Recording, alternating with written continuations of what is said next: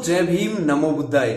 Lucky Kohinoor channel पर आज मैं चंद्रशेखर आजाद रावण की वह दहाड़ सुनाने जा रहा हूं बिहार से, जो कि शांति के लिए क्रांति लाएगा। इसीलिए उस दहाड़ को सुनने के बाद में आप भी चंद्रशेखर आजाद रावण के फैन हो जाएंगे। इसीलिए मैं आपको ये बताना चाह रहा हूं कि वो सरकार पर तंज कसते हुए उन्होंने कहा है कि एक समय के साथ आजाद हुए देशों में भारत की स्थिति अन्य देशों के मुकाबले में इतनी दयनीय क्यों है, इतनी असमानता क्यों है। ये सारा का सारा, ये पूरा का पूरा जो बिहार की जो जनता है उनको प्रॉपर तरीके से चंद्रशेखर आजाद रावण ने किस तरीके से लोगों को बताया कि आपके हक और अधिकार को कैसे मारा जा रहा है। आज चाइना है, चाइना भारत की इकोनॉमी से बहुत आगे है और भारत क्यों पिछड़ गया उन राष्ट्रों से जो कि एक साथ आजाद हुए थे। आज भारत से ज्यादा अगर इकोनॉमी की अगर हम बात करें तो विकसित राष्ट्र चीन कैसे बन गया, जापान कैसे बन गया, टेक्नोलॉजी में वो लोग क्यों आगे हैं, क्योंकि यहाँ की टेक्नोलॉजी को खत्म करके गोबर भक्त और गोमूत्र भक्त यहाँ पे ज्यादा पैदा हो गए, तो ताकि टेक्नोलॉजी से उनका ध्यान हटाकर और इस तरीके की चीजों में लगा दिया गया और उसको धर्म की चाशनी में लिप्त कर दिया गया। ये बिहार से मैं आपको पूरा का पूरा ये सारा का सारा चंद्रशेखर आजाद रावण की वह आवाज जो कि जनता की आवाज बनती दिखाई दे रही है। एक बहुत बड़ी भीड़ ने चंद्रशेखर आजाद रावण को एसपी को चुनौती देते हुए भी उन्होंने कहा है कि एसपी महोदय सुन लीजिएगा, क्योंकि आपको आने वाले टाइम में कोई सीएम नहीं बचाएगा, क्योंकि कानून के डंडे में बहुत बड़ी ताकत होती है। तो चलिए और देखते हैं कि चंद्रशेखर आजाद रावण क्या कहते हैं। तो पूरा का पूरा वीडियो वॉच कीजिए।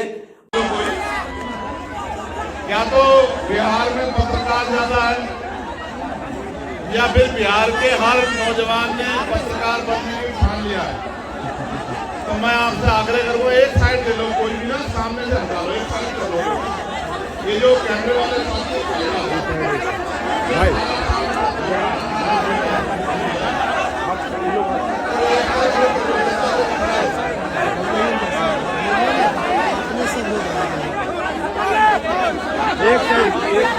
एक साइड उधर कीजिए ना।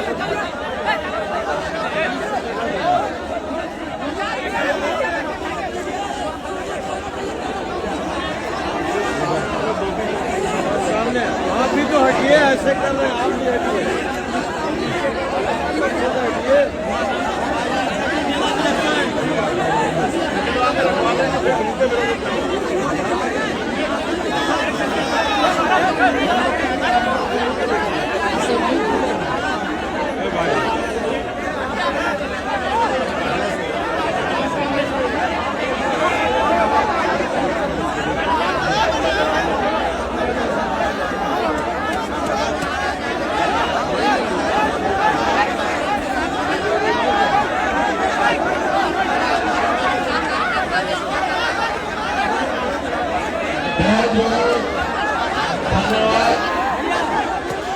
सबसे पहले तो मैं आज आप सबको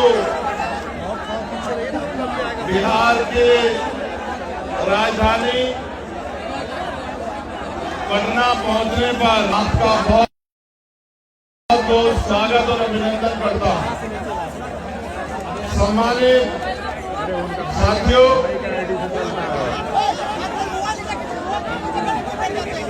आज भीम आर्मी आजाद समाज पार्टी के नेतृत्व में समाधान रैली के अवसर पर मुझे आपके बीच आने का मौका मिला है। इसके लिए मैं यहाँ की लीडरशिप का, आर्मी आजाद समाज पार्टी के प्रदेश कमेटी का, परमंडल कमेटी का, जिला कमेटी का विधानसभा कमेटी के नेताओं का बहुत बहुत धन्यवाद। भैया टूट जाएगा, गजब है। आप जो जितना कहे उतने पे कर लीजिए। आज समाधान रैली में अपनी बात को रखते हुए मैं सबसे पहले सभी धर्मों में जन्मे सभी संतों, गुरुओं और महान पुरुषों को नमन करता हूं। उनमें भी करुणा के सागर तथागत गौतम बुद्ध, संत शिरोमणि सद्गुरु रविदास जी महाराज, भगवान वाल्मीकि महाराज, गुरु नानक देव और संत कबीर जी को नमन करता हूं। साथ साथ का ज्योतिबा फूले, छत्रपति साहू जी महाराज, डॉक्टर बाबा साहब अम्बेडकर, ईवी पेरियार रामानायकर स्वामी, पेरियार ललई यादव, बाबू जगदेव प्रसाद कुशवाहा, जननायक कपूरी ठाकुर, महाराजा चौहरमल, बिजली पासी, अर्जक संघ के संस्थापक सदस्यों में रहे चौधरी महाराज सिंह भारती, महामना रामस्वरूप वर्मा, मान्यवर दीना भाना वाल्मीकि और मेरे गुरु मान्यवर साहब काशीराम जी को नमन करता हूं।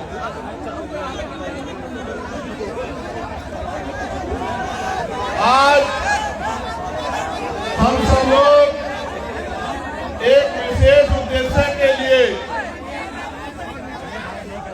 पटना में इकट्ठा हुए हैं और जब मैं यहां आया और जिस तरह का प्यार, जिस तरह की संख्या मैंने आपकी देखी तो मेरा विश्वास मजबूत हुआ कि समाधान सुनिश्चित है। आपकी समस्याओं का समाधान आने वाले कल में सुनिश्चित है, क्योंकि जब जब आप अपनी समस्याओं के लिए ईमानदारी से काम करोगे और समस्या का हल ढूंढने का प्रयास करोगे तो क्योंकि भारत में लोकतांत्रिक व्यवस्था है और बिहार तो लोकतंत्र के जननायकों में से बड़े बड़े नेता जिन्होंने बिहार में जन्म लिया, ये क्रांतिकारी धरती है। यहाँ की समस्याओं का हल तो बहुत जल्द सुनिश्चित हो जाएगा।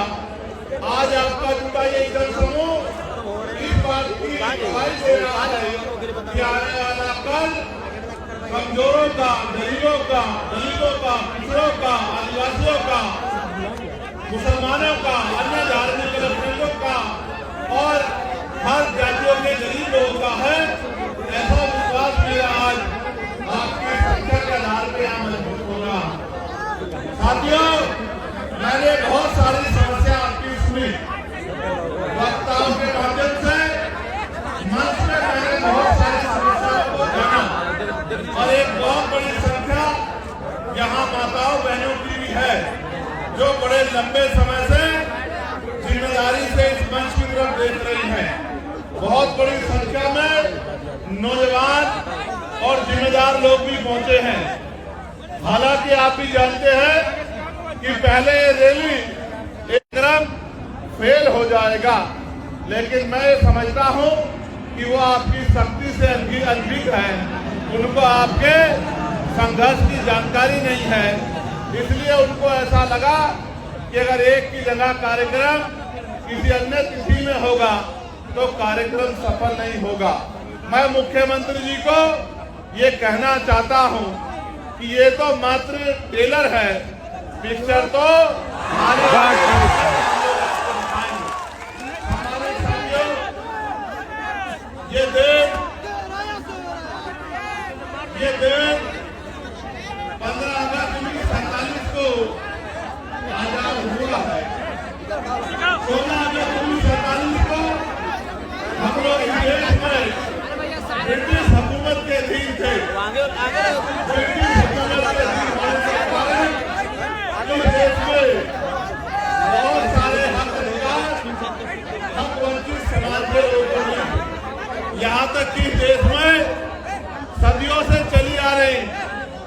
प्रथाएं भी थी जिनमें विधवा विवाह न होना, बाल विवाह होना, महिलाओं को सती प्रथा जैसी कुरीतियों का सामना करना और भी ऐसी बहुत सारी कुरीतियां और प्रतिबंध लगा के हक वंचित समाज के लोगों को गरीबी, बेबसी, लाचारी और जुर्म जाति का जीवन जीने के लिए मजबूर किया गया था।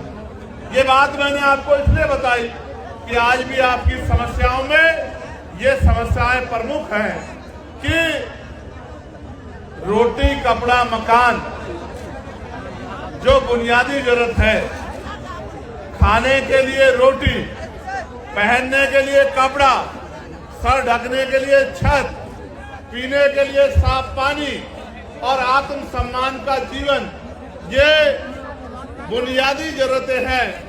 75 साल की आजादी के बाद भी आज तक सरकारें अंतिम व्यक्ति को रोटी, कपड़ा, मकान, अच्छे कपड़े और पीने के लिए पानी की व्यवस्था कराने में कामयाब नहीं हो पाई। ये इस लोकतंत्र का सबसे बड़ा फेलियर है। जो काम आजादी के 10 सालों के अंदर हो जाना चाहिए था, वो काम आजादी के 75 सालों के बाद भी नहीं हुआ है। इसका उदाहरण ये है कि देश के प्रधानमंत्री कहते हैं कि हम 80 करोड़ लोगों को मुफ्त में राशन देते हैं। अगर इस देश में लोगों की जेब में पैसा होता, वो गरीबी के जीवन से निकल पाते, तो 80 करोड़ लोगों को मुफ्त में राशन नहीं देना पड़ता। क्योंकि भारत का खून स्वाभिमानी खून है। ये हाथ फैलाने में नहीं, मजबूती से संघर्ष करने में भरोसा रखता है, लेकिन इसको मजबूर किया गया हाथ फैलाने के लिए, सिस्टम बना के किया गया है। मैं इसलिए आपसे कह रहा हूं और मैं तर्क के साथ आपको कहना चाहता हूं, मीडिया भी इस बात को दिखाएगा कि भारत के साथ साथ कई ऐसे अपनी कंट्रियां भी हैं, कई ऐसे देश भी हैं जो भारत के समकालीन या भारत के बाद आजाद हुए, और आज उन देशों में जाके देखोगे तो आपको एहसास होगा कि वो भारत से लगभग 50 साल आगे चल रहे हैं। जब एक समय में आजाद हुए देश अगर बहुत दूर ना जाके कहीं चाइना को देखा जाए, भारत की इकोनॉमी, यहाँ के नेतागण 5 ट्रिलियन बनाने की बात करते हैं। अगर हम चाइना की इकोनॉमी से उसकी तुलना करें तो हम 1/4 पर भी नहीं पहुंच पाए हैं। एक समय में आजाद हुए देशों में इतना अलग अलग तरह का आर्थिक गैर बराबरी का जो उदाहरण मिलता है, ये इस बात का उदाहरण है कि आज भी इस देश का अंतिम व्यक्ति बुनियादी सुविधाओं से वंचित है। और मुझे कहने में कोई परहेज नहीं है कि इनमें भी दलित, आदिवासी और पिछड़े वर्ग के लोगों के हाल बहुत बुरे हैं। आज भी हमारी बहनों को घर चलाने के लिए कोल्हू पे काम करना पड़ता है, भट्टों पे काम करना पड़ता है, दूसरों के जमींदारों के खेतों में काम करना पड़ता है, सर पे ईंटें उठानी पड़ती है। मुझे सबसे बड़ी पीड़ा तब हुई थी जब कोरोना काल में मजदूर शहरों से पलायन करके घर की तरफ चला था, और इन सरकारों के पास उन मजदूरों को देने के लिए, घर पहुंचाने के लिए ट्रेन की व्यवस्था भी नहीं थी। इस मेरे परिवार ने जो दूसरों के महल बनाता है, घर बनाता है, बिल्डिंग बनाता है, कंपनी बनाता है, इन अमीरों के पास कोरोना काल में इन गरीबों को का पेट भरने के लिए रोटी की व्यवस्था भी नहीं थी। मैंने देखा किस तरह मजदूर पलायन करके आया, कहीं ट्रेन के नीचे जाके मरा, कहीं भूखे पेट मरा, कहीं पानी की कमी के कारण मरा, और माए अपने बच्चों को बैग की चैन के ऊपर अपने बच्चों को लिटा लिटा के सफर कर रही थी। पैर में छाले पड़ गए, हाथों में छाले पड़ गए, गले सूख गए, हृदय गति रुक गई, हजारों लोगों की जान गई, लेकिन यहाँ की और केंद्र की निकम्मी सरकार बैठ के गरीबों की मौत का तमाशा देखती रही। ये हमने अपनी आंखों से देखा। सबसे ज्यादा मजदूर अगर देश के किसी कोने में जाता है तो वो बिहार का व्यक्ति है, जो अपना पेट पालने के लिए अन्य अन्य से प्रदेशों में जाके रोजगार ढूंढने का काम करता है। ये इन 15-15 साल चली निकम्मी सरकारों की देन है, जिन सरकारों की वजह से आज भी यहाँ का पढ़ा लिखा नौजवान रोजगार नहीं पा पाता है और माताओं बहनों को भी घर को चलाने के लिए मजदूरी करना पड़ता है। गरिमाई जीवन देने का काम भी सरकार नहीं कर पाई है।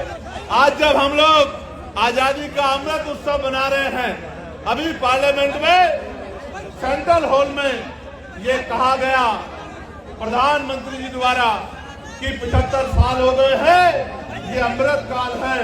ये कैसा अमृत काल है जहां एनसीआरबी का डाटा ये कहता है कि रोज महिलाओं के शरीर की धज्जियां उड़ाई जाती है, सामूहिक बलात्कार होते हैं, महिलाओं को तेजाब से नहलाया जाता है, महिलाओं की अस्मत को रोंदा जाता है, महिलाओं को दफ्तरों में और दफ्तरों के बाहर और गांव में शांति व्यवस्था के आगे अपने आत्म सम्मान की रक्षा वो नहीं कर पाती।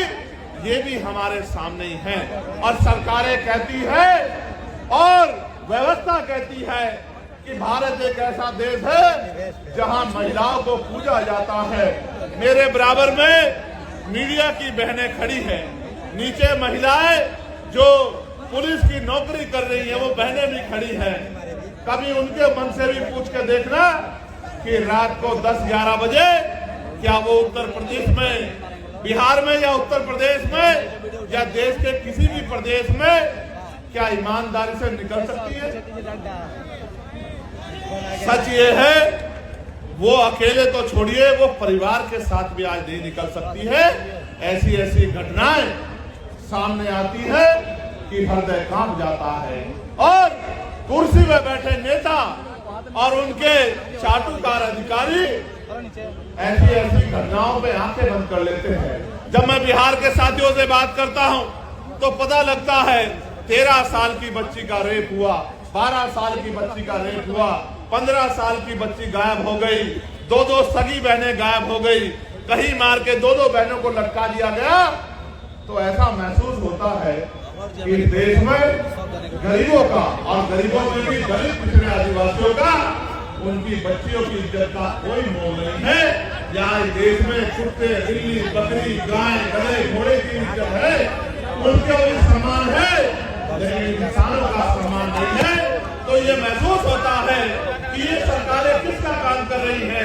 क्या ये गरीबों का काम कर रही है या ये अमीरों का काम कर रहे हैं? जहां हमारे सेना में घोर जातिवाद और अपमान का सामना करने वाले हमारे साथी भी यहाँ मौजूद हैं, जो लंबे समय से इस गैर बराबरी और इस अन्याय के खिलाफ लड़ रहे हैं। लेकिन मुझे बड़े कष्ट के साथ कहना पड़ रहा है कि ये सत्ता के पास भी गए और विपक्ष के बड़े बड़े नेताओं के पास भी गए, लेकिन इनकी समस्या का समाधान सरकार नहीं कर पा रही है। इसका मतलब सरकार नहीं चाहती कि सेना के साथियों के तिरंगे को उठाने वाले साथियों का सम्मान होना चाहिए। सम्मानित साथियों, मैं किस किस की पीड़ा आपके सामने रखूं? मैं तो ये समझता हूं आज नहीं तो कल इस देश के नौजवान को अपने गरिमाई जीवन के लिए संघर्ष करने के लिए खड़ा होना पड़ेगा। और जब तक इस देश का नौजवान और इस देश में भी बिहार का नौजवान अपने पैरों पे खड़ा होके इस जुल्म जाति, गरीबी, बेबसी, लाचारी की बेड़ियों को काटने का काम नहीं करेगा, तब तक इन सत्ता में बैठे फर्जी मसीहाओं के जरिए आपकी जिंदगी बदलने वाली नहीं।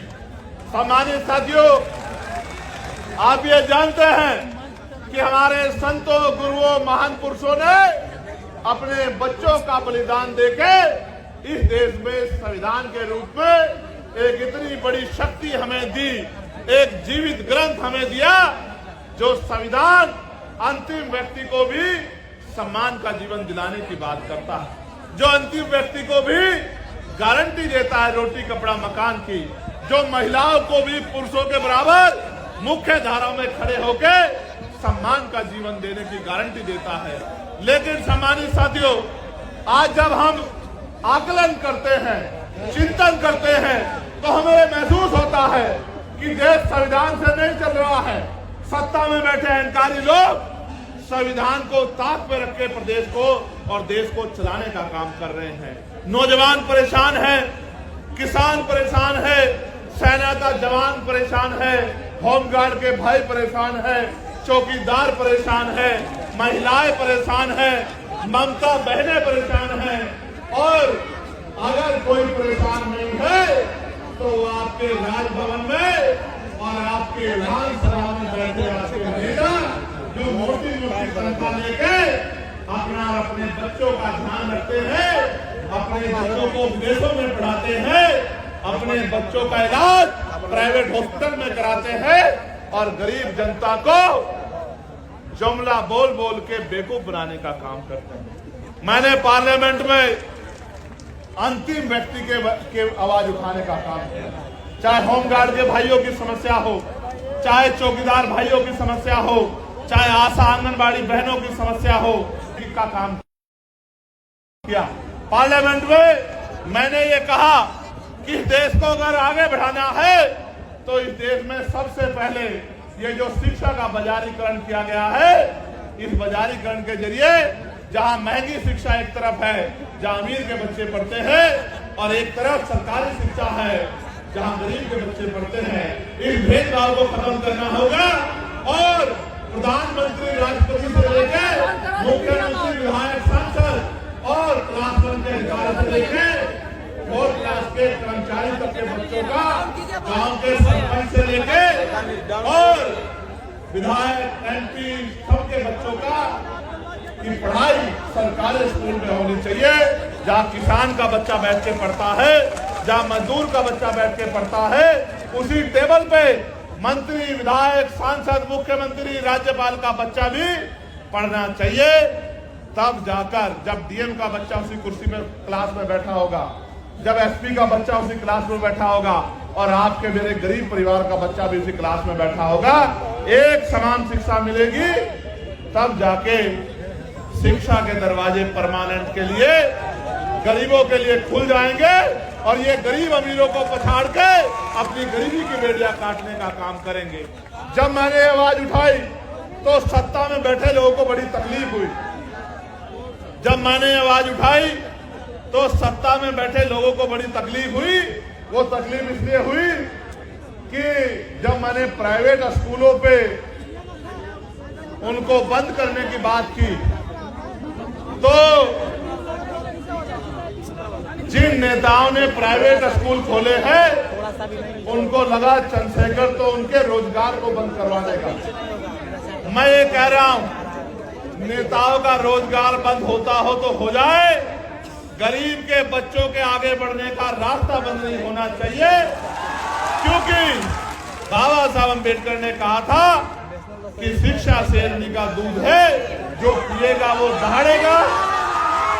आज अगर मैं अपनी बात को रख रहा हूं तो इसी शिक्षा की वजह से रख रहा हूं कि मुझे शिक्षित होने का मौका मिला है और मैं लोगों की समस्या को समझ सकता हूं और सरकार को समझा सकता हूं। मैंने ये कहा पार्लियामेंट में कि अगर इस देश को बदलाव करना है तो हेल्थ पॉलिसी में सुधार की जरूरत है।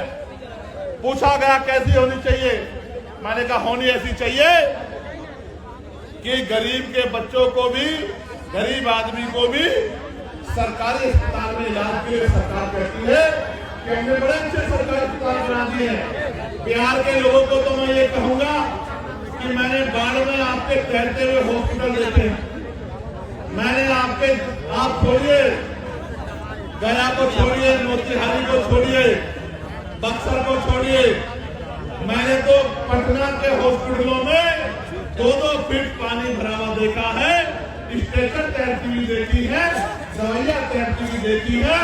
यही डबल इंजन की सरकार का विकास है बिहार में। तो मैंने कहा, गौर करके सुनना, मैंने कहा कि जो नेता गरीबों से कहते हैं, जनता से कहते हैं कि आपके लिए अच्छे अस्पताल बनवा दिए हैं, उन नेताओं का इलाज भी उन्हीं अस्पतालों में होना चाहिए।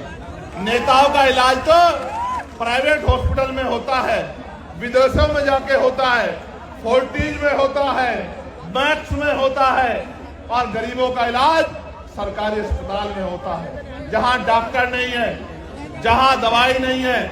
डॉक्टर के पास जाओगे तो ऐसा व्यवहार करेगा। सब डॉक्टर तो बुरे नहीं है, लेकिन बहुत सारे डॉक्टर ऐसा व्यवहार करते हैं कि ये गरीब जबरदस्ती उनके अंदर उनके अस्पताल में घुस गए। दवाई नहीं मिलेगी, कोई मशीन नहीं है, एक्सरा, ईसीजी, एमआरआई, कोई मशीन नहीं है। बाहर से टेस्ट कराओ, जेब काटने का काम होगा। तो मैंने कहा कि प्रधानमंत्री हो, राष्ट्रपति हो, केंद्रीय सचिव हो, प्रमुख सचिव हो केंद्र के, या मुख्य सचिव हो, या डीएम हो, एसएसपी हो, या मुख्यमंत्री हो, या मंत्री हो केंद्र के, स्टेट के, विधायक हो, सांसद हो, सबका इलाज और उनके बच्चों का इलाज सरकारी अस्पताल में होना चाहिए। जब उनका इलाज सरकारी अस्पताल में होगा तो आप देखना, डॉक्टर भी होंगे, दवाई भी होगी, टेस्ट भी होंगे, और गरीबों की जेब भी कटनी बंद हो जाएगी। ये बात मैंने पार्लियामेंट में रखी। सम्मानित साथियों, मैं लगातार बिहार को संघर्ष करते देख रहा, बहुत सारी समस्याएं मेरे सामने रखी हैं। मैं आपको बहुत बड़ी गारंटी तो नहीं देता, क्योंकि इस गारंटी का काम तो देश के प्रधानमंत्री ने ले रखा है कि वो गारंटी बहुत देते हैं। वो तो इतनी गारंटी देते हैं कि इनकी गारंटी में कमजोर वर्गों के जीवन की गारंटी भी पीछे चली गई है। इसलिए मैं आपको एक ही गारंटी दे सकता हूं कि रोटी, कपड़ा, मकान, पीने के लिए साफ पानी, पहनने के लिए अच्छे कपड़े, अच्छी शिक्षा, अच्छी चिकित्सा, और नौजवानों को, पढ़े लिखे नौजवानों को रोजगार, महिलाओं को घर पे कुटीर उद्योग लगा के रोजगार, ये बहुत कोई बड़ा काम नहीं है। मैं आपको गारंटी देता हूं, आने वाले समय में आप आजाद समाज पार्टी को अवसर देना। अगर एक साल के अंदर ये काम करके नहीं दिखाया तो जो आप कहोगे वो बात हम लोग करेंगे। आप पिछले लंबे समय से कभी किस पार्टी को मौका देते आए हो? कभी आप किसी को बनाते हो, कभी आप किसी को बनाते हो, और 5 साल तक आप इंतजार करते हो कि ये नेता किसी के बारे में ऐसे शब्द ना कहो जो आप अपने पिता के लिए नहीं सुन सकते। अगर सुन सकते हो तो कहो। मैं आपको गलत रास्ते पे नहीं ले जाना चाहता। हमेशा याद रखो, दूसरे के लिए उन्हीं शब्दों का प्रयोग करो जो आप अपने लिए सुन सकते हो। अगर नहीं सुन सकते हो तो ऐसे शब्दों का प्रयोग ना करो, क्योंकि हर आदमी सम्मान रखता है। हमारा उनका राजनीतिक विरोध है, उनके कार्यशैली अच्छी नहीं है, हम उनकी आलोचना कर सकते हैं, उनके द्वारा बोले गए झूठ को बेनकाब कर सकते हैं, जनता के सामने उनकी असलियत को रख सकते हैं, लेकिन किसी को गलत कहना व्यक्तिगत रूप से ये अच्छा नहीं है। इसलिए मैं अपने साथियों से कहूंगा कि वो समझदार बने। साथ साथ मैं आपको ये कह रहा था कि यहाँ के नेताओं को आपने भरोसा किया। आप चुनाव से पहले वो आपकी गली में आते, आपके पैर पकड़ते, आपको चाचा, ताऊ, भाभी, बहन, चाची, ताई, पता नहीं क्या क्या शब्द कहते हैं, शराब पिलाते हैं, मिठाई खिलाते हैं, कपड़ा लुटाते हैं, सारे काम करते हैं। क्यों? क्योंकि बाबा साहब अम्बेडकर ने अपने 4-4 बच्चों के कुर्बानी देके आपकी उंगली में वो शक्ति दी है, जिसको चाहे कुर्सी पर बिठा दो और जिसको चाहे कुर्सी से गिरा दो। अगर ये वोट की शक्ति आपके पास नहीं होती सम्मानित साथियों, तो आपकी बस्तियों में पैर रखने के लिए कोई नहीं जाता। ये बाबा साहब अम्बेडकर के संघर्षों का परिणाम परिणाम है कि चुनाव के बीच में, चुनाव के समय ये लोग आपके बीच आते हैं, लेकिन चुनाव के बाद क्या? 5 साल तक आप लोग इंतजार करते हैं कि नेता दोबारा दिखाई दे जाए, लेकिन नेताजी दोबारा नहीं आते। आप उनके दरवाजों पर जाते हो तो वो गेट बंद कर लेते हैं और ये कहते हैं कि नेताजी यहां नहीं है। आप ये बताओ, इन नेताओं के सारे आप अपनी लड़ाई को लड़ लो। मैं आपको 3-4 समस्या यहाँ की रखता हूं, जो साथी यहाँ उपस्थित भी हैं। एक समस्या जो बड़ी समस्या है वो हमारे होमगार्ड के भाइयों की है।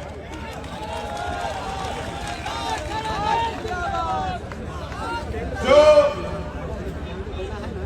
विज्ञापन संख्या 2/2/2011 की बहाली 2022 में ली गई, 13 वर्षों के विलंब से बहाली की गई। इसके बावजूद भी फिजिकल, मेडिकल एवं औपबंधिक मेगा सूची नाम रहते हुए इन लोगों को नियुक्ति नहीं दी जा रही है। होमगार्ड, जबकि जहानाबाद जिले में और अन्य जिलों में होमगार्ड के बहुत सारे पद खाली हैं, फिर भी सरकार इनकी बहाली नहीं कर रही है। इन्होंने मुझसे आग्रह किया है कि आप हमारी आवाज को पार्लियामेंट में भी उठाएं और हमारी बहाली कराने का काम करें। मैं होमगार्ड के भाइयों को विश्वास दिलाता हूं, मगर विश्वास दिलाते मैं ये भी कहना चाहता हूं, जब सरकार इतने बड़े पैमाने पर निजीकरण करेगी तो कल जो आरक्षण रूपी अधिकार हथियार आपको मिला है वो तो बेसर हो जाएगा। जब सरकारी नौकरी नहीं होगी तो सामाजिक गैर बराबरी आज भी इतनी है, तो दलित पिछड़ों के बच्चे यहां जाति व्यवस्था के आधार पर चमार, वाल्मीकि, पासी, धोबी, कोरी, खटीक, कुशवा, मौर्य, साके, यादव, जाट, गुर्जर, निषाद, जिसको सैनी आपके यहाँ कहते हैं, कश्यप, पाल, प्रजापति, इनके बच्चों को कौन कुर्सी में बैठने देगा? आप मुझे बताइए। क्या आज देश में समानता आ गई है? तो इनके बच्चों को कौन कुर्सी में बैठने देगा? इसलिए निजीकरण करके जिस तरह से इनके बच्चों का रास्ता रोकने का काम किया जा रहा है, मैं आपको विश्वास दिलाने का काम करता हूं कि आने वाले समय में हम लोग निजी क्षेत्रों में आरक्षण की मांग दलित, पिछड़े, आदिवासी समाज के लिए करेंगे और इनको निजी क्षेत्रों में आरक्षण दिलाने का काम करेंगे। ये मैं आपको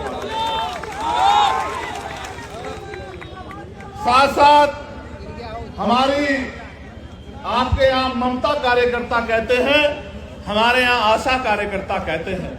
हमारी जो ममता कार्यकर्ता बहनें हैं उनको प्रति गर्भवती मात्र 300 रुपए राशि मिलता है, और जबकि उनका काम बड़ा कठिन है। इसलिए मैं सरकार से मांग करता हूं कि मिनिमम 30,000 रुपए वेतन उनका करना चाहिए, जिससे वो सम्मान का जीवन प्राप्त कर सके, और उनको परमानेंट भी करना चाहिए। मैं तो होमगार्ड के भाइयों के लिए भी 30,000 रुपए के वेतन की जो है सरकार से मांग करता हूं कि 30,000 रुपए का मिनिमम वेतन होमगार्ड के भाइयों को मिलना चाहिए। अभी कितना मिलता है?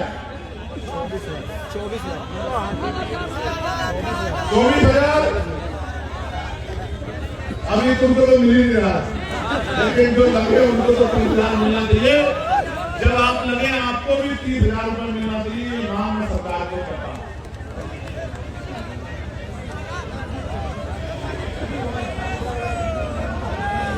ज्वाइनिंग नहीं हो रही है ना? ज्वाइनिंग भी होगी, और जिस दिन ज्वाइनिंग होगी आप लोग बहुत बहुत धन्यवाद भी चंद्रशेखर आजाद का और भीम आर्मी आजाद समाज पार्टी का करोगे। अंत में मैं यही कहना चाहूंगा कि लकी कोहिनूर चैनल से अगर आप नए जुड़े हैं तो लकी कोहिनूर चैनल को आप सब्सक्राइब कर लीजिए और घंटे के बटन को टन से बजा दीजिए, ताकि मैं फिर आपके बीच में नई वीडियो के साथ उपस्थित हूंगा। Thank you so much. Okay bye. जय भीम, नमो बुद्धाय, शुक्रिया।